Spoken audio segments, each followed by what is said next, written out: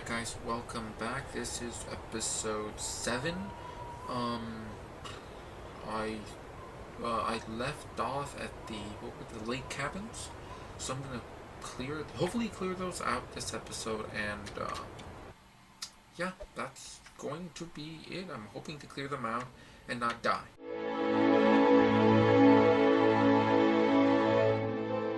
Okay, there's the doors. Okay. These cabinets? Anything on the ground? Oh.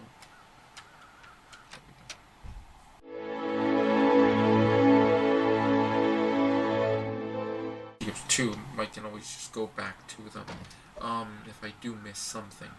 Look on the ground, see if there's any bodies or anything like that. Oh, wait a second. It looks like a corpse. Yes, and a backpack. Yes. Yes. Okay. I could use this. And dog food. You never know when you need dog food. And again, I will repeat the same thing I said previously. I really wish you could harvest the corpses. I understand it's incredibly disturbing to eat human flesh.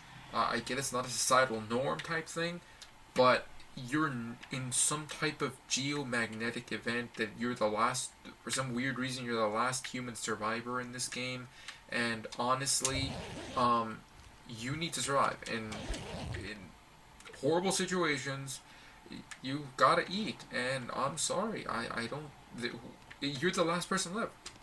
Who are you going to be judged by, honestly?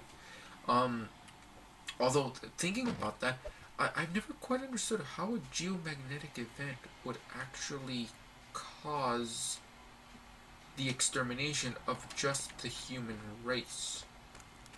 Just you. Like, except for you, the entire human race is now gone. So, I mean, I don't quite understand that.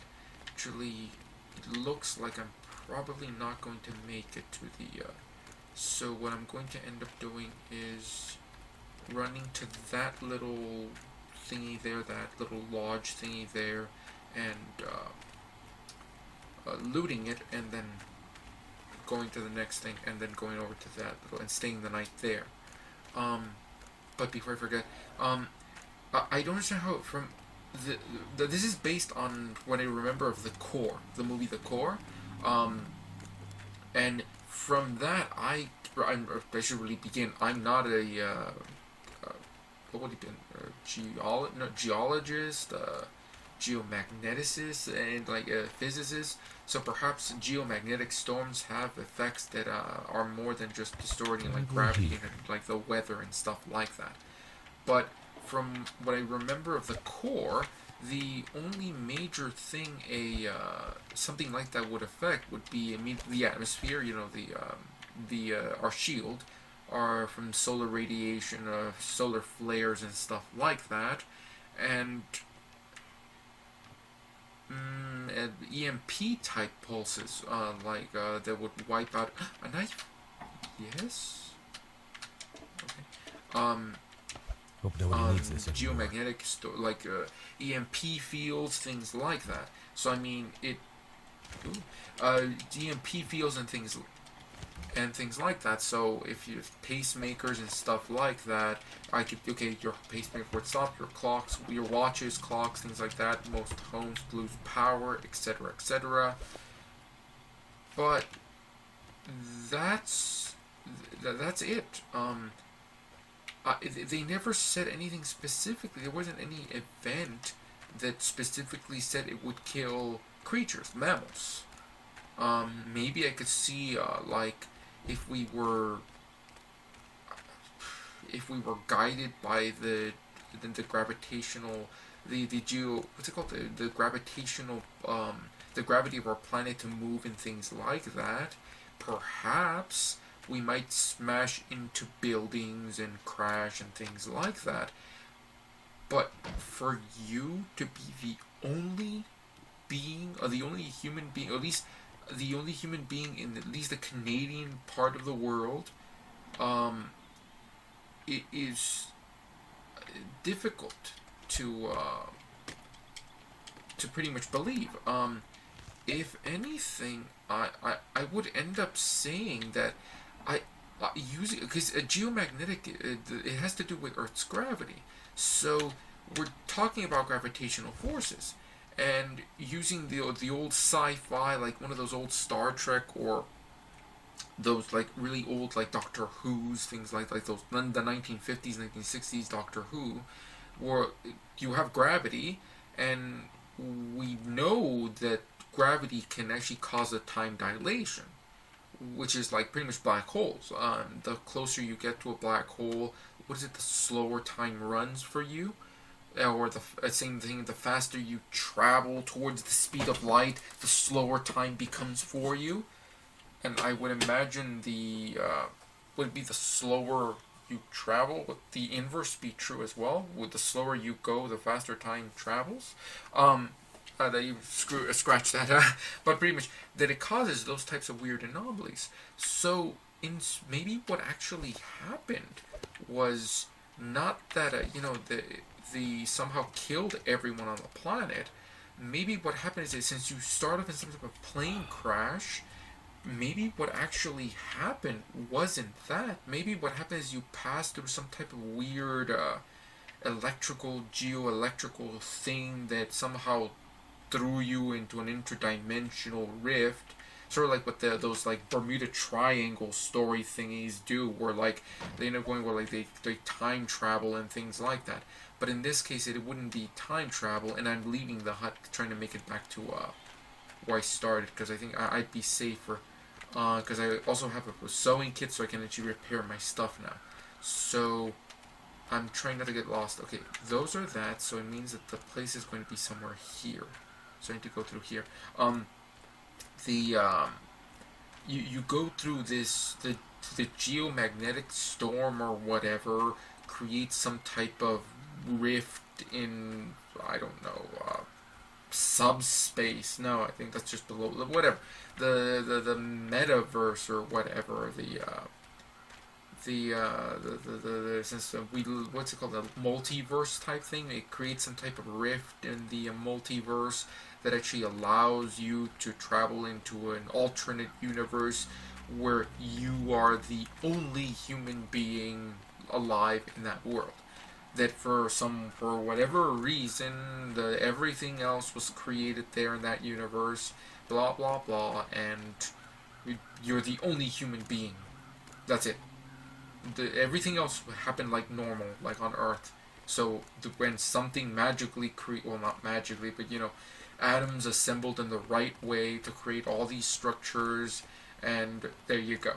And the coloring the flags and things like that, because from my understanding of the whole idea of like the whole multiverse or the metaverse, what it's called, I think it's a multiverse, that it's an infinite void, in essence, where each parallel universe is just a deviation of, in essence, the current universe. So in essence, it would be, I guess the simplest thing would be, you wake up one morning on the right side of the bed. You wake, and then the other opposite, it'd be you wake up and then the same morning on the left side of the bed. You wake up and then you fall out of bed. But since there are infinite amount of different universes, not only would you always wake up in an infinite amount of times on the same side of that bed, on the right side, on the left side, falling out of the bed an infinite number of times, you would do it in an infinite number of different ways. Because even a portion of infinity is still infinity. So, I have to, I have to double check, and please do not take me for anything like that. Because this is just, double check it if you're interested, if not.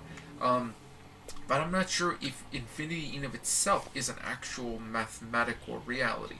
Like, is there really such a thing as actual infinity, or is it just an actual finite number that actually is so massive that to our comprehension it is infinite, but it isn't actually finite? We're talking about like something like a time range of like 1,000,000,000,000 years to the power of 1,000,000,000,000 to the power of another 1,000,000,000 to the power of another 1,000,000,000 to the power of another 1,000,000,000. Do that to it like 1,000,000,000,000 more times, and that's the actual like distance or the actual size of our universe.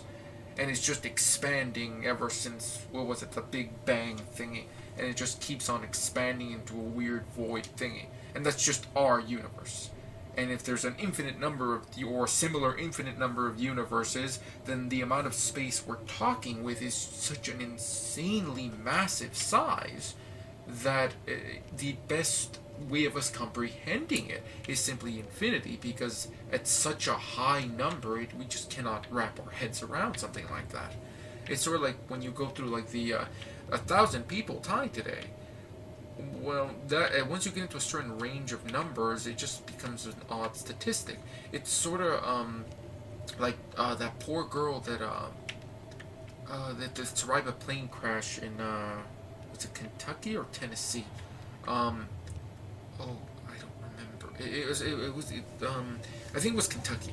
I think she wasn't she was the only survivor. I think she was 7 years old, and she was with her parents, her babysitter or nanny or something like that, and the pilot. And it sounds like it was a private jet that crashed, and she was the only survivor. And she somehow found her way to, I guess, a nearby home, and knocked on the door and asked the person there for help, and etc. etc. Well, I'm like, when you go to stories like that, where like you personalize the story, it makes it more effective than if you were to say every year 10,000 7-year-olds survive horrific accidents or vehicle-related accidents, whether it be planes or cars, and find their ways to like homes to get 911.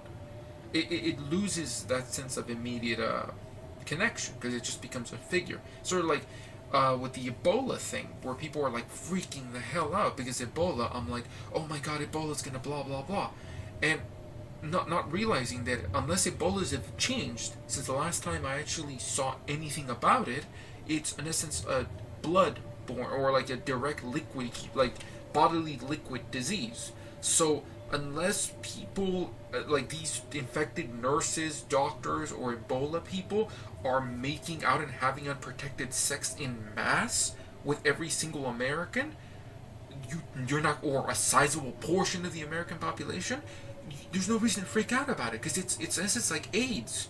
Freaking out about Ebola is like freaking out about AIDS. It's like, and I've had friends who actually have had like experiences where like as soon as people they're talking to them completely fine, like in one of those like Greyhound buses type things. I'm not sure if it was Greyhound, but it was one of those types of things where you like sit on the road to travel to your location, that type of thing. And they're talking to someone and they're fine in the conversation, but as soon as they have to leave or they have to take some type of medication for their for the HIV, because it's not AIDS, it's just HIV, and hopefully they don't get AIDS. But they somehow bring that up. All of a sudden, it just changes the entire mood. Like the person suddenly thinks that, oh my god, I'm going to get it, which is insane, because that's horribly stupid. Because the only way you're going to get AIDS is if you somehow transfer bodily liquids from that individual into yourself. So same thing with Ebola. So even then, I'm pretty sure HIV, it would be, it's HIV, not AIDS, but HIV was in essence, I assume if it's just HIV and doesn't progress into AIDS, it would be far less traumatic than Ebola, where you're bleeding out all over the place. But yeah, you know, I'm running out of time. I'll just end it here, guys. There we go. I'll just end it here. See you next time, and I'll just leave a note for myself to just finish this rant. But yeah, unless you're sleeping with the nurses, I'll just end it here. Unless you're sleeping with them, you have a low risk of getting Ebola. Okay.